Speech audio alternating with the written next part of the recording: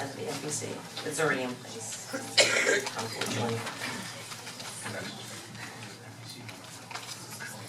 Right, we've already approved the amendment, the agenda as amended.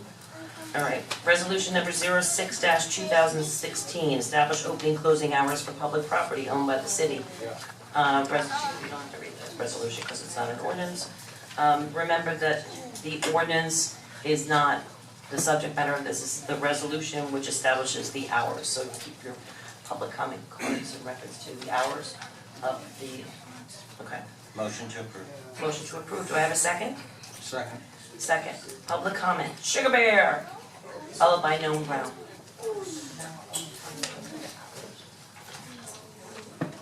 You were first. Just about the hours, the ordinance was already passed the last meeting. So this is about the hours.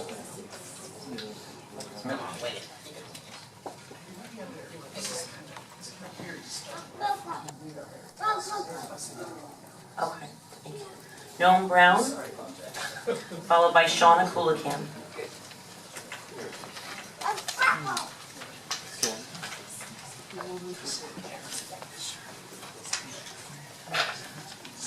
Good evening, Noam Brown, 1701 North 8th Street. Cities across this country have been following this pattern of finding quick fix solutions to the homeless problem and finding themselves in costly legal proceedings because of what they're doing is frequently being challenged on a constitutional level and deemed a violation of human rights. In Pottinger versus Miami, for example, federal court held that punching people for sleeping in public when they had no alternative place to sleep violated their right to be free from cruel and unusual punishment under the 8th Amendment and violated their rights to right to travel. Penalizing people for engaging in innocent behaviors such as sleeping in public, sitting on the sidewalk, or begging that will not reduce the occurrence of these activities. It's not only futile but inhumane and imposes unnecessary burdens on the criminal justice system as well. Adoption of laws and policies that punish homeless people rather than addressing the problems that cause homelessness is an ineffective approach. Criminalizing homelessness costs more as well. Police time, resources, jailing people, according to the National Law Center on Homelessness and Poverty, is 25 to 30% more costly than providing shelter combined with necessary services. Seattle, for example, their response to people complaining about public urination was not to simply arrest people who were in that predicament. Rather, the city funded a public hygiene center proposed by the Low Income Housing Institute. This is free and open to the public. And includes toilets, showers, and laundry facilities. They also impose a special housing levy to assist in creating more housing options for their homeless population. These steps alone have not eradicated homelessness in their city, but these are solutions aimed at addressing the needs of all people, not just those with more needs. Kristen Brown, a legal advocate from the National Law Center for Homelessness and Poverty, said local policymakers must recognize the distinction between intolerance of homeless people and intolerance of the manifestations of the problem of homelessness. Those of you on this commission who not only have compassion in your hearts, but also who prioritize effective and responsible policy making, Thank you very much, will sir. repeal this mistaken policy and start fresh. Thank you.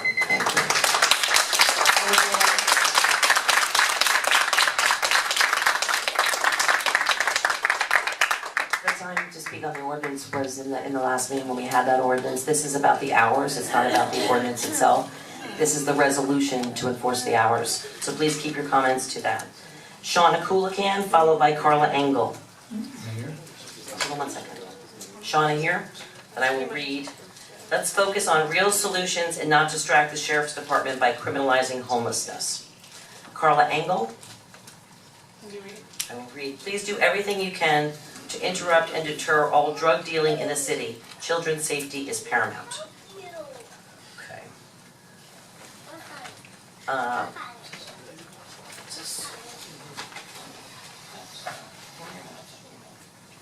This came in as an email. Are they here? No, they want it to be read. I want it to be read, and well, we haven't always. I'm in Ella Kingston, I'm 13 months old. I live with my 2 moms and 3 cats on North Lakeside Drive.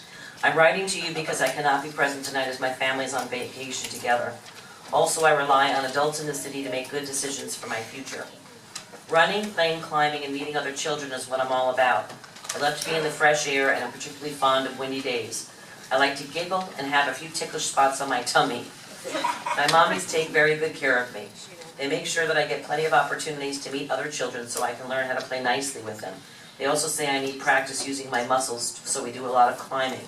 They tell me it's good for brain development. On the weekends, we drive to safe parks. We go to ones that aren't in this city because they say ours is too dirty. I've heard other kids finding things in our parks that their parents call needles. Of course, I wish I could go during the week to parks. Don't forget, running, playing, climbing, meeting other children is what I'm all about. But you see, there are no safe parks near my home. My nanny isn't allowed to drive me, so instead we sit in the back garden and watch butterflies. I'm asking that we begin to make our downtown cultural plaza and library a place where kids can go again, and I want to go check out a book and lie in the grass with my mommy to read. I can practice borrowing something and be responsible for it until I return it, but the plaza and library aren't safe for me. I can't crawl or walk down there because my mom says people use the pavement instead of the bathroom, and they leave dirty needles and things lying around. My moms have been talking and keep saying that settling hours in the Culture Plaza is the first step in creating a park that's close to my home, and that sounds pretty awesome. Setting hours in the plaza will be the first step in allowing the police to make sure I have a clean and safe place to play. Setting hours is about keeping me safe and nothing else. We deserve a proper park downtown. It's our downtown too.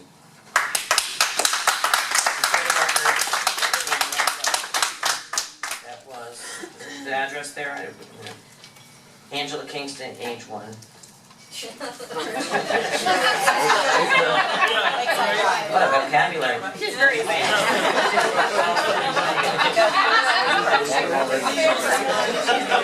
Alright, quiet as you. Henry Callaway, I'm sorry, followed by Cirillo de Santiago.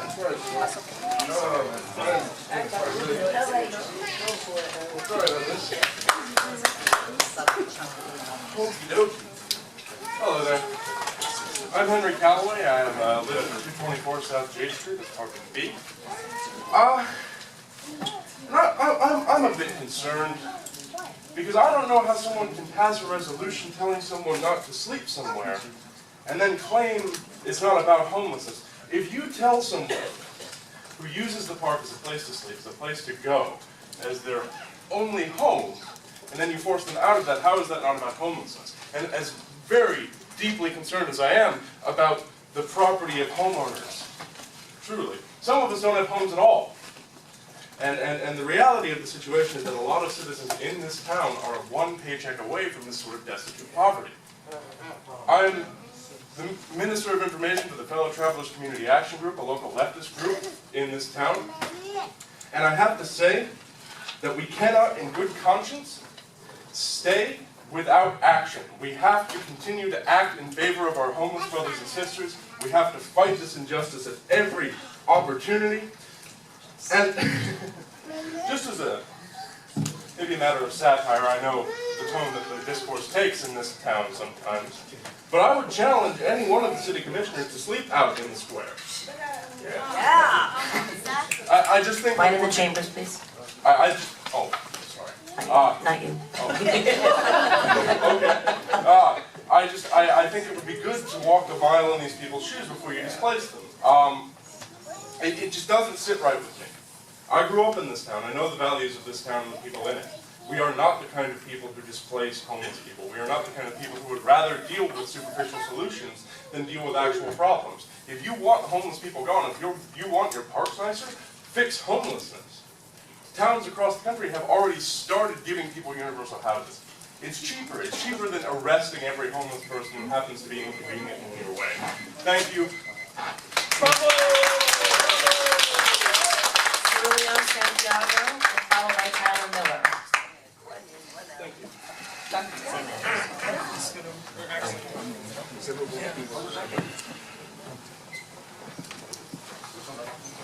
They both work, but the taller one's a little bit better.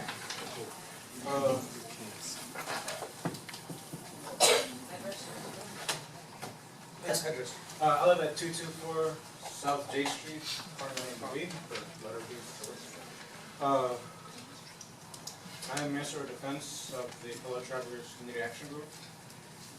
And I just want to say, I have been homeless, and it's not something that I would wish on anybody, even my worst enemy, to be honest with you. And as my comrade said, I challenge any one of you to sleep on the streets as I have, to beg with your hand out as I have, to have somebody spit on you as I have. Because all I'm asking is just enough to go to Burger King and buy a cheeseburger, or go to any store and buy a candy bar because I have nothing else to eat. And thankfully, through the charity of my friends and family, I have found places to stay, but I've been homeless on more than one occasion. And I've endured all of this on more than one occasion. And I walk through Lake Worth all the time, and I am actually friends with several homeless people. And I see what they go through, and I feel bad for them and for myself, that I have someplace to be, and they don't. That I have someplace to sleep, and they don't. I have slept on garage floors. I have slept even on a roof once, because I was afraid of police harassing me, because I have nowhere else to sleep. Maybe the police can sleep out on the benches, or in their cars. I had more to say, but I really don't want to get inappropriate, so I'm just going to end it. Thank you. Tyler Miller, followed by Joanne Golden. Step on some feet here, sorry about that. That a girl. There we go.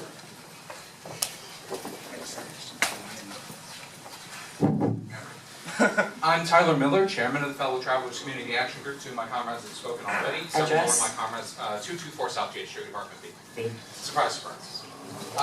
First off, you've made numerous claims that the resolution isn't targeting the homeless population, but the effects on the homeless population are clear and evident. The intent isn't what matters. The effect is there. There's a material effect on the homeless population of Lake Worth. If they pass through a public space, whatever the hours are going to be, then they can be arrested on site. If you can spare the police forces, the manpower, the time, and the money to arrest homeless people for existing in places paid for by taxpayers, then you can invest money and time into solving the homeless problem by giving them places to stay. Now, entertaining the thought that this isn't targeted toward homeless people, I saw that your fallback was drug addicts. Drug addicts are people too. That's an easy line to take, but drug addicts are created by similar conditions, the stress that they endure. They're on the furthest margins of society, and by doing this, you're pushing them and homeless people, often the two groups overlap, even further.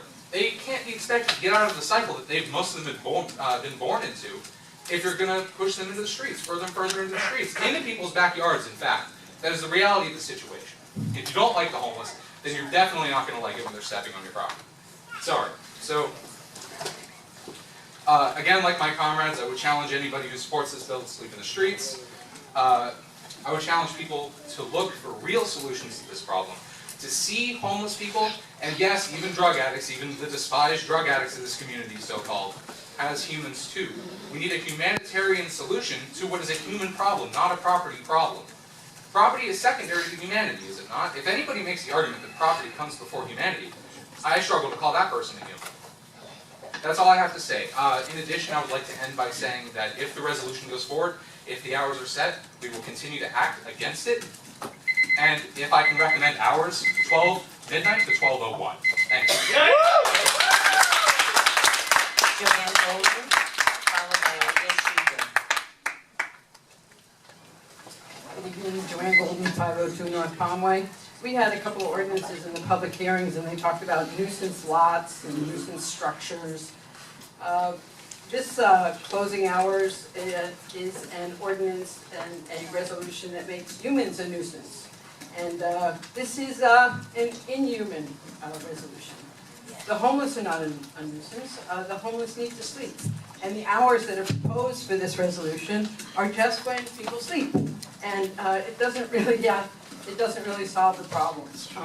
One other thing that I want to add is I love that 1-year-old who wrote that diagram. It was really, really well written. But I just want to say this. It's really important that parents don't have their kids walking barefoot in parks. Even though it was a really good movie, it's not a good thing to do because there's fire ants, there's all kinds of stuff, and now we have needles.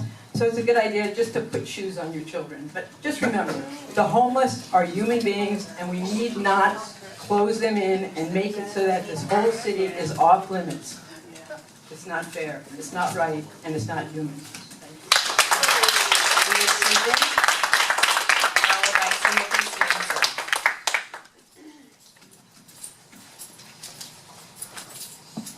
Hi, I'm Leah Shubin, and I apologize because I'm from Delray. I came up here to oppose this unjust ordinance because I've experienced a little homelessness myself, not in a serious way, luckily, because I had friends to help protect me.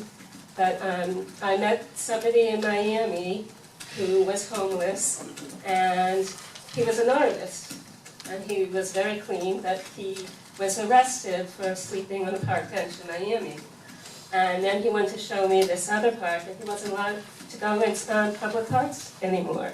So, and he was not on drugs, he was totally just logical and decent. But even if somebody is on drugs, they're human beings, and we can't forget they're human beings. And so I just reiterate what other people have said about them being human beings. And you represent us, even though I'm from Delray. It's just really important to understand that they need compassion, they need a place to sleep. And also from being in Delray, they closed the bathrooms and the showers, and the park benches and the newspaper stands. And this was near the beach, and all those people disappeared, but they ended up on the streets and the intersections begging for money, which was much worse. So please, just feel the humanity. Thanks.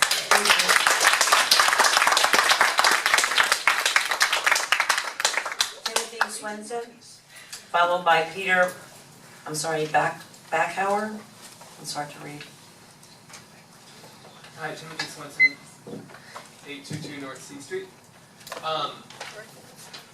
Specifically this ordinance, if you impose any hours on all public parks and places, then people who don't have homes have nowhere to sleep.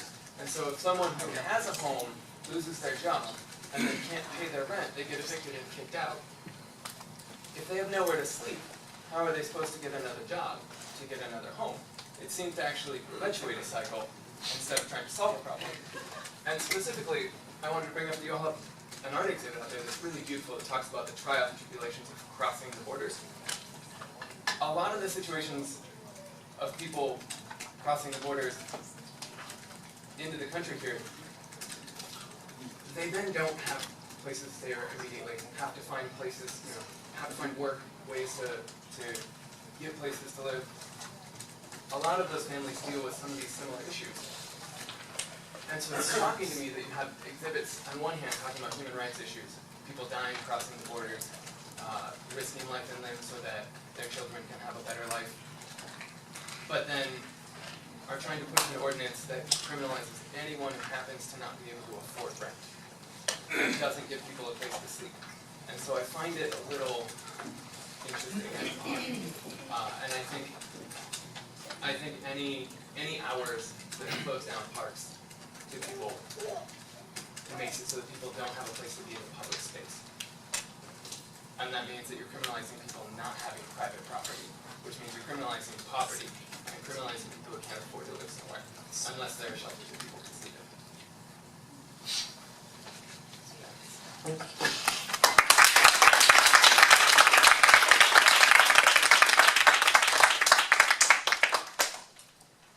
I'm going to say it one more time. This is about the resolution and the hours set, not the ordinance. So every reference to the ordinance, we're talking about the resolution. The resolution is on the agenda. Please, folks, stick with that. I'm trying to be as polite as possible. But you're talking about something that's not on the agenda. The resolution is. Peter Bachauer, followed by John Pope. Peter Bachauer? No? Okay. John Pope? Lake Worth is one of the best little cities on the East Coast. Please don't drag it through the mud in front of the world. See Fort Lauderdale. Ryan Hartman, followed by Carlos Naranjo. Naranjo and Naranjo, okay, so this is RRB, sorry. Ryan Hartman, 701 South F. I don't have much to say. I've been coming here for a while, and I've seen you all at other things as well.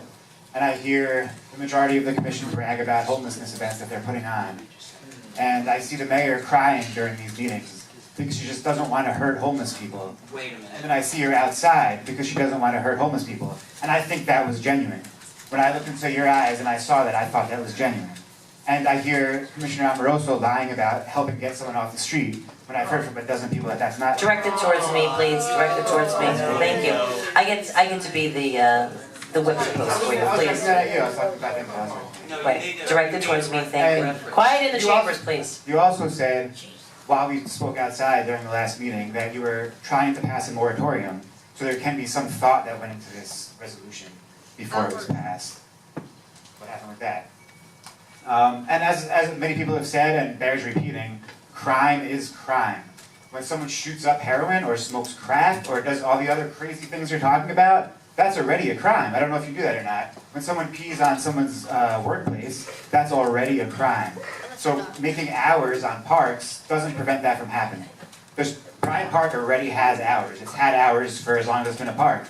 And that stuff still happens in Bryant Park. If somebody could explain to me how putting hours on the cultural plaza is going to clean up Bryant Park, I'd love to hear it. And people can say this is just a threat, but it's a fact that when you have a group of people who only have one place where they can go, and you close that place to them, they do go other places. And when they're not allowed in any public places, it's only natural that they're going to go to neighborhoods. And it's not a scare tactic, it's reality.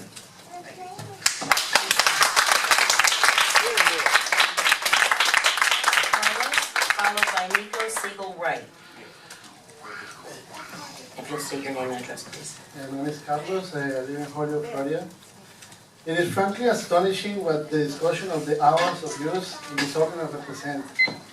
I understand that there are some good intentions, and I believe the mayor when she shared tears, but all this should be put into context. Throughout the country, we have seen the emergence of these types of ordinance with really subtle, nefarious character. For example, all these issues that we're discussing now with the hours of use. Specifically, for example, the city of Fort Lauderdale and the city of Oakland recently have seen very similar ordinances, basically rendering invisible the very difficult situation of homeless people. Now Legwork is about to engage in a similar action that will very likely end up in court.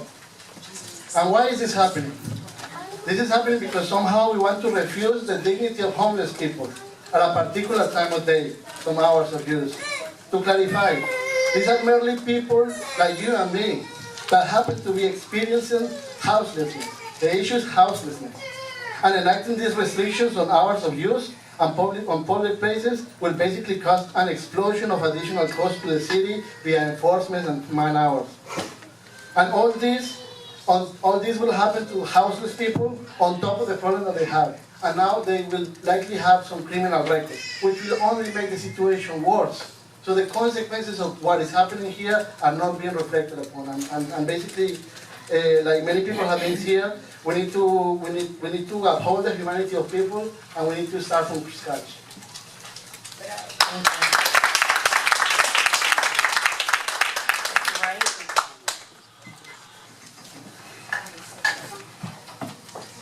Followed by Rosie. I don't see your last name.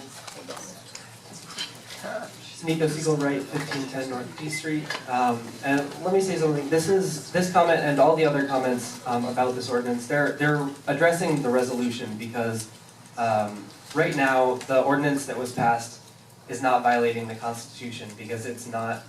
We don't have a law that is discriminating against homeless people. So my comment and all the other comments before me really were directed at the resolution. So I just want to clarify that. Last meeting we discussed at length the ordinance that will close public areas at night, and I think some good things came out of that discussion. We established that none of us here want to criminalize homelessness, and that people are concerned about public defecation, used needles on the ground, etc., things that nobody wants to find in a public area. And we're being confronted with real issues of drug addiction and lack of public resources here in Lake Worth, and this ordinance is the result. But this is where I think our conversation last meeting got stuck. We might have the best intentions in the world, but if we implement an ordinance that puts someone behind bars for sleeping when all shelter beds are full, we are violating the Constitution according to the Department of Justice. I have copies here of a Washington Post article detailing the Department of Justice decision, which I'll pass out to you after I finish. Although we're not passing a camping ban, closing public areas at night produces the same effect. Homeless people will be given the option to trespass public property or find another place where they are even more exposed, a sidewalk, a parking lot, or your own backyard. And that's not a threat, that's just a fact. I was one of 30 people gathered in front of City Hall today and in the rain this past Wednesday protesting this ordinance. Our group is demanding that this law be repealed, but we also don't want the problems that business owners complain about to go ignored. We agreed that public bathrooms in the downtown area are an essential part of the solution, and porta potties in the short term. And there are more solutions like this one that address the root cause instead of trying to arrest away the problem. And we want to meet with business owners, homeless folks, grassroots organizations, service providers, and city officials to come up with more solutions that work. So if you truly care about homeless people, you will not impose an ordinance that restricts their options. Instead, you can work with the public to address issues of drug addiction and poverty. Thank you. Rosie? Followed by David Gibson. Rosie, what's your last name, please? Ryburn? Is this working?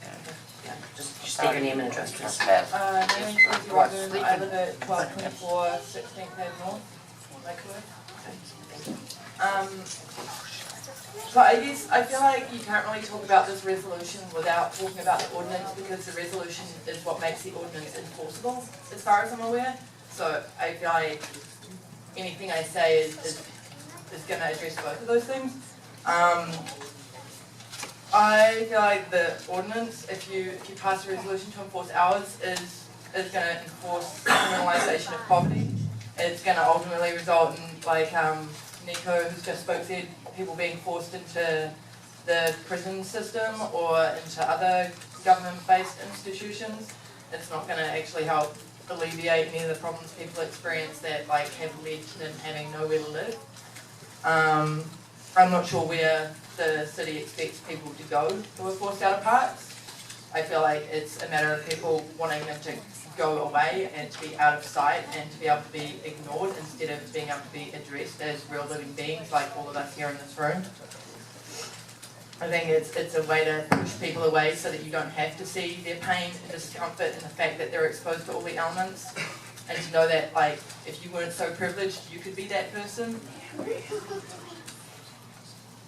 I think that it would be worth the city looking at harm reduction models instead of passing a resolution to enforce an ordinance which will increase harm. It will increase harm to people who are directly affected by it.